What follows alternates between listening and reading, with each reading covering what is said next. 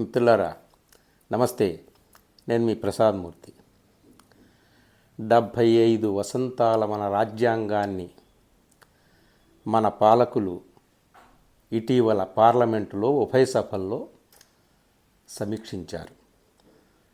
Indian constitution 75 సంవత్సరాలు పూర్తి చేసుకున్న సందర్భంగా మన ప్రజాప్రతినిధులు మన చేత ఎన్నుకోబడినటువంటి వారు అటు అధికార పక్షం ఇటు విపక్షం రెండు పక్షాలకి సంబంధించినటువంటి ముఖ్యులైనటువంటి నాయకులందరూ కూడా రాజ్యాంగం గురించి మాట్లాడారు, సమీక్షించారు. 31 గంటల పాటు సుదీర్ఘమైనటువంటి చర్చ జరిగింది. చర్చ రసవత్తరంగానే జరిగింది. కానీ ఏం జరిగింది? What is the outcome of this 31 hour long debate?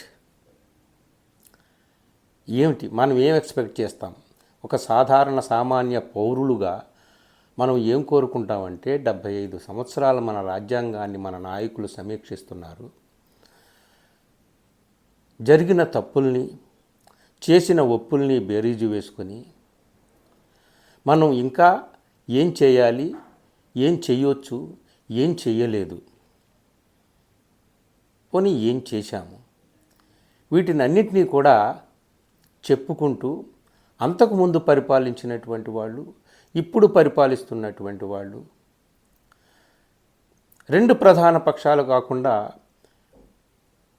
కొద్ది కాలం పాటు పరిపాలించినటువంటి విపక్షాల వారు అందరూ కలిసి ఏం మాట్లాడాలని మనం కోరుకుంటాము? ఒక నిజాయితీతో కూడినటువంటి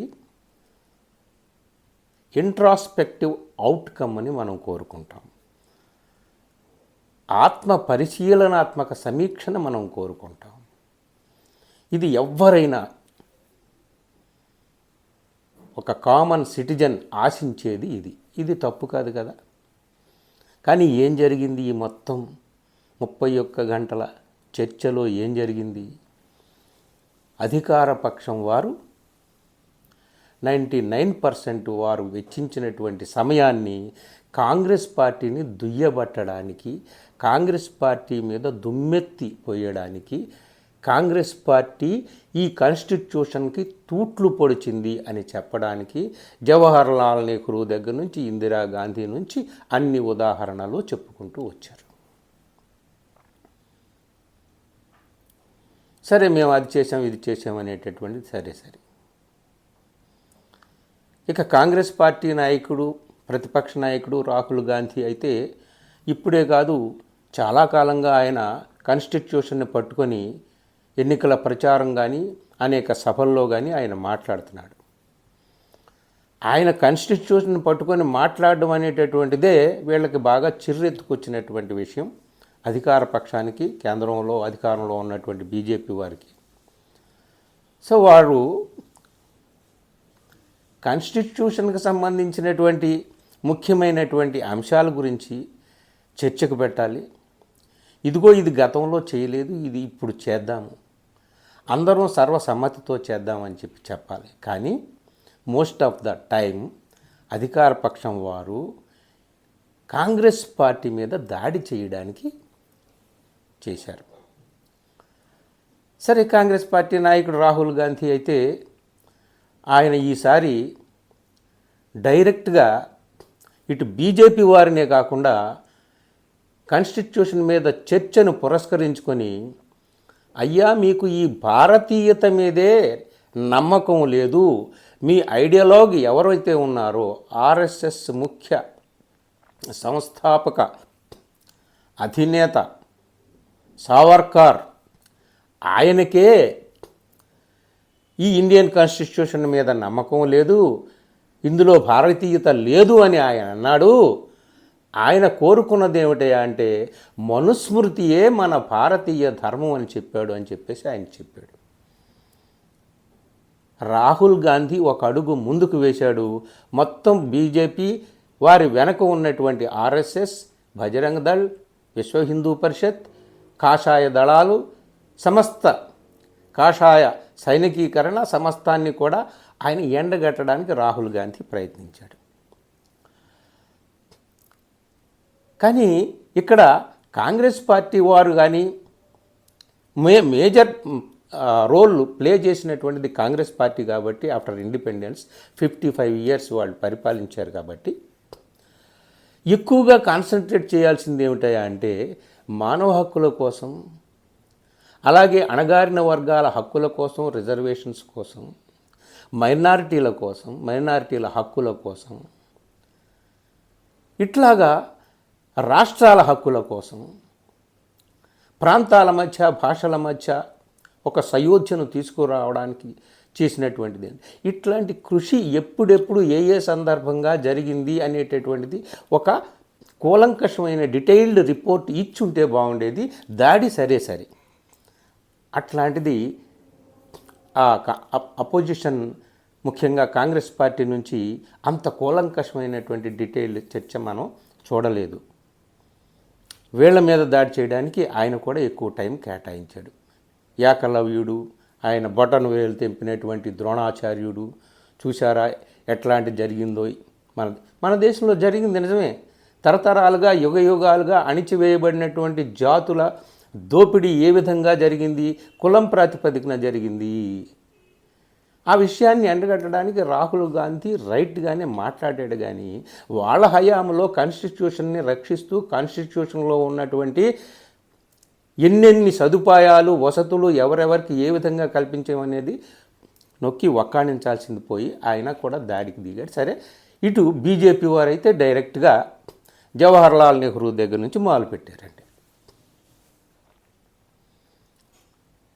అసలు మొత్తం ఇండియన్ కాన్స్టిట్యూషన్కి తూట్లు పడవడం అనేటటువంటిది మొదలైంది జవహర్లాల్ నెహ్రూ దగ్గర నుంచే. ఎప్పుడో 1951లోనే జవహర్లాల్ నెహ్రూ 19A అనేటటువంటి సెక్షన్ని తీసుకొచ్చి పెట్టాడు. అది ఫ్రీడమ్ ఆఫ్ స్పీచ్ని దెబ్బతీసేటటువంటిది, వాక్ స్వాతంత్ర్యాన్ని కట్టేలు చేసేటటువంటి సెక్షన్ని తీసుకొచ్చి పెట్టాడు. అలాగే ఇందిరాగాంధీ హయాంలో ఈ మానవ హక్కుల ఉల్లంఘనకు సంబంధించినటువంటిది ఆమె ఒక చట్టాన్ని తీసుకొచ్చింది అని చెప్తూ చాలా దాడి ప్రధాని నరేంద్ర మోడీ దగ్గర నుంచి అమిత్ షా దాకా అందరూ కూడా జవహర్లాల్ నెహ్రూ మీద చేశారండి. ఇది వినడానికి చాలా అబ్బెట్టుగా అనిపించింది. అఫ్కోర్స్ జరిగేది ఇండియన్ కాన్స్టిట్యూషన్ మీద చర్చ. మీరు ఆ పని చేయలేదు, ఈ పని చేయలేదు, మేము ఈ పని చేస్తున్నాము అని చెప్పాలి. మొత్తం అందరూ కలిసి మాట్లాడుకోవాల్సింది ఏమిటయ్యా అంటే కాన్స్టిట్యూషన్కి ప్రాణప్రదమైనటువంటి మౌలిక సూత్రాలు ఏవైతే అమల్లోకి వచ్చాయో, ఇంకా ఏవైతే అమల్లోకి రాలేదో వాటి గురించి ఉమ్మడిగా చర్చించుకొని ఒక సానుకూలమైనటువంటి వాతావరణంలో చేయి కలిపి అమలు చేయడానికి సిద్ధమైతే వీరు కదా మన ప్రజాప్రతినిధులని మనం మురిసిపోతాం, ముచ్చట పడతాం. అలా జరగలే. మొత్తం అధికార పక్షం దాడి అంతా కూడా జవహర్లాల్ నెహ్రూ మీద జరుగుతూ ఉంటుంటే ఆఖరికి అందరూ కూడా కాంగ్రెస్ పార్టీతో సహా మిగిలిన వాళ్ళందరూ కూడా అపోజిషన్ పార్టీస్ అందరూ కూడా చేతులెత్తి నమస్కారం పెట్టి, అయ్యా you please stop attacking on Jawaharlal Nehru, concentrate on core issues related to constitution. రాజ్యాంగానికి సంబంధించినటువంటి మౌలిక అంశాల గురించి ఇంకా మనం ఏం చేయాలి ఏమిటి అనేటటువంటి దాని మీద కాన్సన్ట్రేట్ చేయండి అయ్యా, జవహర్లాల్ నెహ్రూ గురించి ఏం చెప్తారు అని చెప్పేసి. సిపిఎం ఎంపీ ఆయన పేరు నాకు సరిగ్గా జాన్ బ్రిటాస్, ఆయన అన్నాడు, ఎంతసేపు జవహర్లాల్ నెహ్రూ అని పాట పాడుతున్నారు, మీరు ఒక పని చేయండి, నెహ్రూ మినిస్ట్రీ అనేటటువంటిది ఒకటి ఏర్పాటు చేసి మొత్తం మీ ప్రభుత్వం చేసిన వైఫల్యాలన్నింటినీ కూడా ఆయన మీద గెంటేసేయండి అన్నాడు సిపిఎం ఎంపీ జాన్ బ్రిటాస్. ఇంత మాట అనాల్సి వచ్చింది. ఆర్జేడీ ఎంపీ మనోజ్ కుమార్ ఝా అద్భుతంగా మాట్లాడాడు. ఎందుకు మీరు మాట్లాడితే జవహర్లాల్ నెహ్రూ అంటారు? Jawaharlal Nehru will remain as a symbol of parliamentary democracy against authoritarianism despite the BJP's attempts to malign him. Parliamentary డెమోక్రసీకి సింబల్గా జవహర్లాల్ నెహ్రూని ఆయన మాట్లాడుతూ చాలా, మీరు ఈ పార్లమెంట్కి సంబంధించినటువంటి టీవీ ఓపెన్ చేసి అందరూ ఉపన్యాసాలు వినండి. కపిల్ సిబాల్ కానీ వీళ్ళందరూ మాట్లాడినటువంటి ముఖ్యులు మాట్లాడినటువంటి, ఈ ముఖ్యంగా మనోజ్ కుమార్ ఝా మీద చాలామంది వీడియోలు కూడా చేశారు ఆయన చేసినటువంటి ప్రసంగం. ఎప్పుడు 70 సంవత్సరాల క్రితం దేశ విభజన కాలంలో పచ్చి గాయాలు, మెజారిటీ మతం మైనారిటీ మతం హిందూ ముస్లింల మధ్య గాయాలు పచ్చిగా ఉన్నాయి. అభద్రతా భావంతో వాళ్ళందరూ వణికిపోతున్నటువంటి మైనారిటీలు వణికిపోతున్న సమయంలో ఎప్పుడో జవహర్లాల్ నెహ్రూ ముస్లిం పర్సనల్ లా తీసుకొని వస్తే దాని మీద ఇప్పుడు అటాక్ చేయడం ఏంటి? ఇప్పుడు యూనిఫామ్ సివిల్ కోడ్ మీరు తెస్తున్నటువంటి దానికి లంకి పెట్టడం ఏమిటి? మనోజ్ కుమార్ ఝా చెప్పాడు ఒక మంచి మాట, అయ్యా దేశ విభజన కాలం అది, అప్పుడు మైనారిటీల హక్కులు వాళ్ళ భద్రత చాలా అంటే పాలకుల చేతుల్లో ఉంది. ఆ కాలం వేరు, అప్పటి పరిస్థితులు వేరు. అప్పుడు అలాంటి పరిస్థితుల్లో జవహర్లాల్ నెహ్రూ ఎవరి పక్షాన నిలబడి, ఎంత గట్టిగా నిలబడి, ఎంత స్ట్రాంగ్గా ఈ దేశాన్ని ఒక ఐక్యతా పథం వైపు నడిపించడానికి ఎంత గట్టిగా పనిచేశాడు. అట్లాంటి వ్యక్తిని తీసుకొచ్చి ఒక విలన్గా మీరు ఇక్కడ క్రియేట్ చేస్తారా అని చెప్పేసి చాలా గట్టిగానే ప్రతిపక్ష నాయకులందరూ కూడా చాలా గట్టిగానే వేసుకున్నారు. ఇవన్నీ పక్కన పెట్టండి. ఈ గత 10 ఏళ్ళుగా ఇప్పుడు 3వ టర్మ్ కూడా అధికారంలో ఉన్నారు. ఇప్పుడు జరుగుతున్నది ఏమిటి? వీళ్ళు ఎంతసేపు కాంగ్రెస్ పార్టీ మీద దాడి చేయడానికి కాన్స్టిట్యూషన్ అడ్డు పెట్టుకొని చూశారు తప్ప, ఈ కాంగ్రెస్ పార్టీ ముస్లింలకు మతాన్ని ప్రాతిపదికగా చేసుకొని మైనారిటీలకి రిజర్వేషన్లు కల్పించడానికి ఈ రాజ్యాంగాన్ని అడ్డు పెట్టుకుంటున్నారు తప్ప ఇంకేమీ కాదు అని చెప్పి ఆఖరికి అమిత్ షా కూడా మాట్లాడారు. ఎండింగ్ ఉపన్యాసంలో అమిత్ షా. కానీ ఇప్పుడు చెప్పిన ఆర్జేడీ ఎంపీ మనోజ్ కుమార్ ఝా ఆయన ఒక మంచి మాట మాట్లాడాడు. బంగ్లాదేశ్లో హిందువులు అలాగే మైనారిటీస్ అయిన క్రిస్టియన్స్ వీళ్ళ మీద దాడులు జరుగుతున్నాయి. అక్కడ మనం బంగ్లాదేశ్ వాళ్ళకి ఒక హెచ్చరిక చేయాలన్నా, ఒక సూచన చేయాలన్నా, ఒక సలహా చేయాలన్నా ఏ మొహం పెట్టుకొని చేస్తావు నువ్వు? నీ దేశంలో నువ్వు చేస్తున్నది ఏమిటి? మైనారిటీల రక్షణకు నువ్వు ఏం చేస్తున్నావు? లేదా వాళ్ళ హక్కుల హననానికి పాల్పడుతున్నావా? వాళ్ళ హక్కుల భంగానికి పాల్పడుతున్నావా? ఏం చేస్తున్నావు? ఏం ఉద్ధరించేవని వాళ్ళకి మనం చెప్తాం. ప్రియాంక గాంధీ లాంటి వాళ్ళు బ్యాగులు వేసుకున్నారు బంగ్లాదేశ్ హిందువులు క్రిస్టియన్ మైనారిటీల హక్కుల పరిరక్షణ కోసమని తిరిగారు. ఇట్లాంటివి చాలా ఉన్నాయన్నమాట.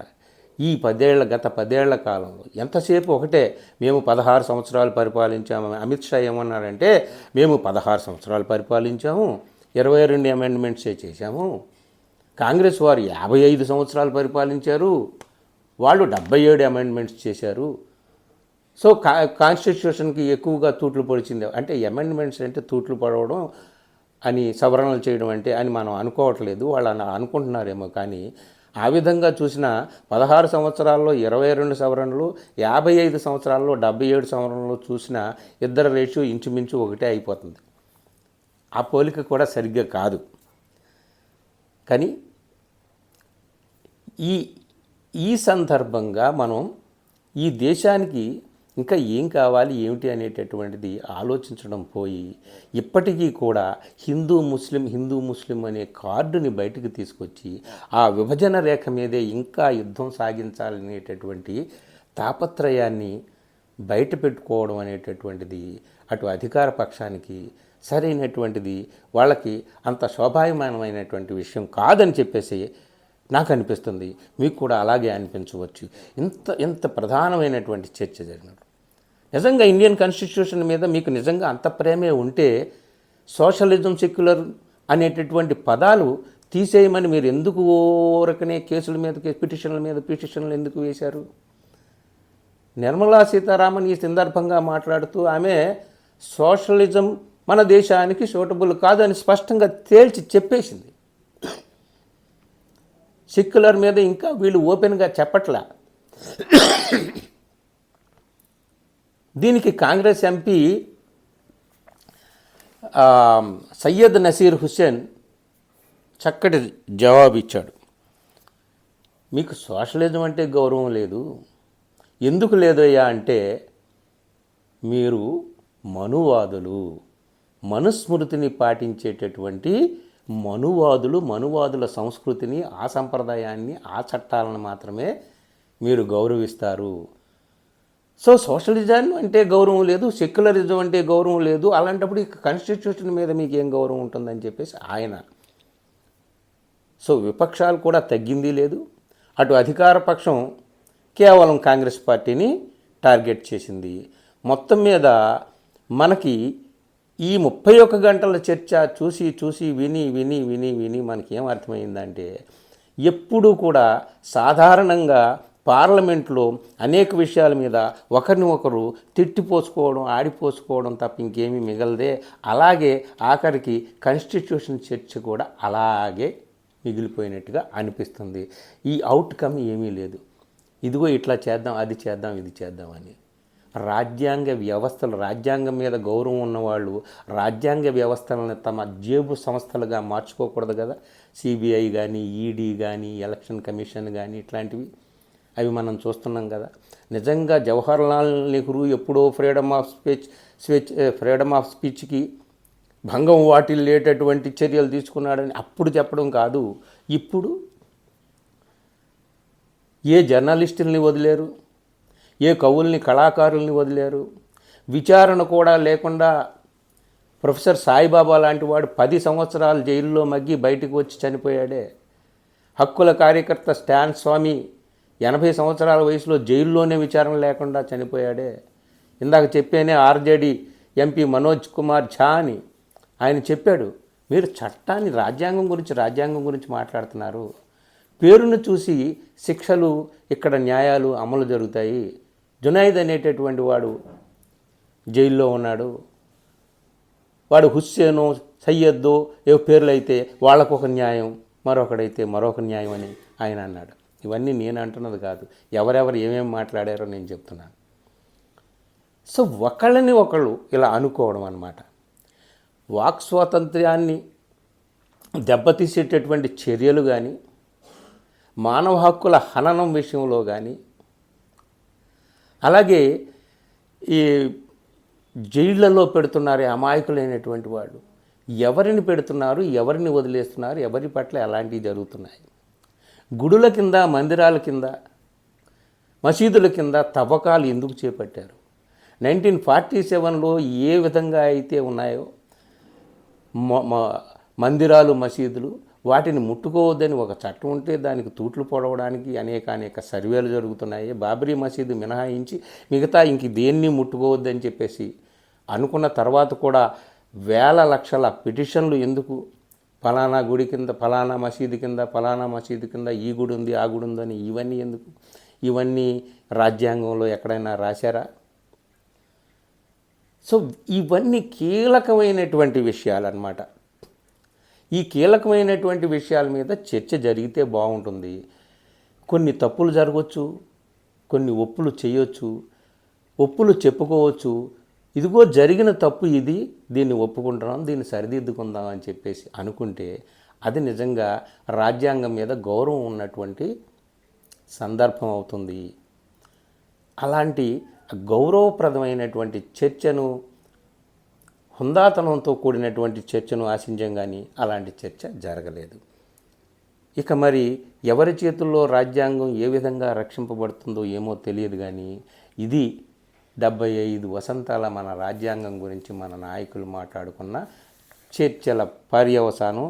దీని మీద ఇక మరోసారి ఎప్పుడైనా చర్చ జరుగుతుందో లేదో తెలియదు, కానీ ఈ భారత ప్రజానీకం మాత్రం ఇంతకీ ఏం జరిగిందయ్యా అంటే రామాయణం అంతా విని రాముడికి సీత ఏమవుతుంది అని అనుమానం ఎవరికో వచ్చిందే, అట్లాగా ఇదంతా చూసిన తర్వాత ఇంతకీ మన రాజ్యాంగం ఏం చెప్పింది, మనం ఏం చేసాము అనేటటువంటి అనుమానాలు మాత్రం కలుగుతాయి. మిత్రులారా, ఈ వీడియో నచ్చిందా? మిత్రులకు షేర్ చేయండి. Thank you.